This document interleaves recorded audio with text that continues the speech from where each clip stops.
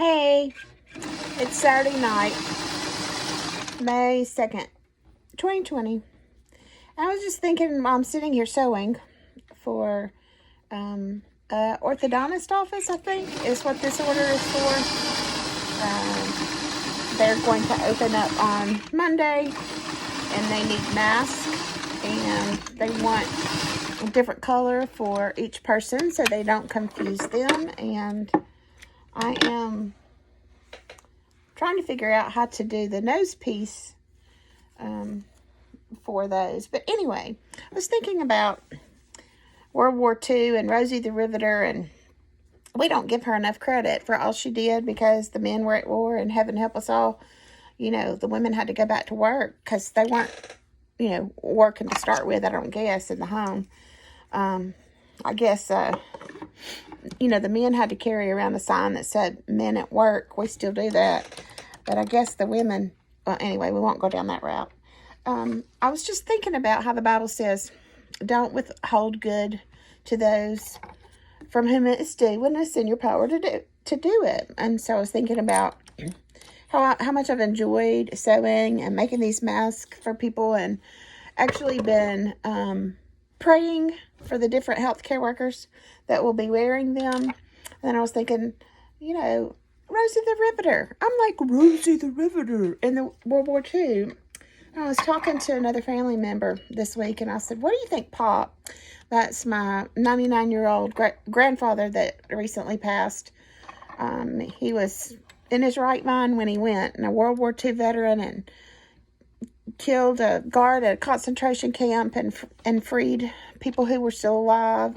He was one of the monuments men guarding the artwork that the Germans tried to take, or did take, from around the world. So if you've ever seen the Monuments Men movie, my grandfather was there. But anyway, all that to be said, we really don't know what war's like. We may call this war, we may complain because we don't like being at home stuck, but really, let's stop and think about it.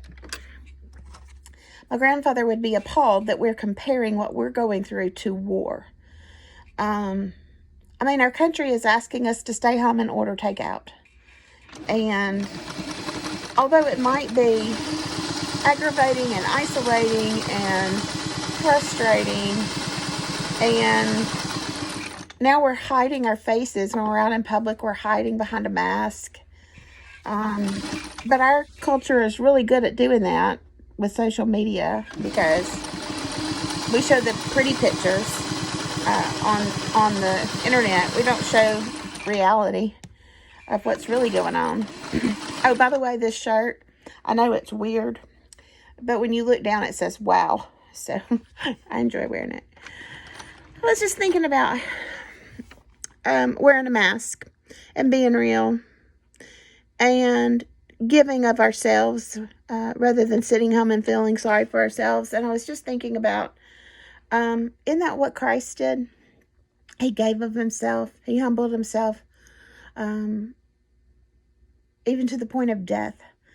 And although we are supposed to take care of ourselves and put on our oxygen mask first so that we can care for those around us, let's be careful in this new era of who is that masked woman. Let's be careful and make sure that we are still being real, that we're still taking care of one another, that we're still making sure we've got our nose in the game. And I just wanted to encourage you tonight to be real and help those that when you can. Thanks a bunch. Bye.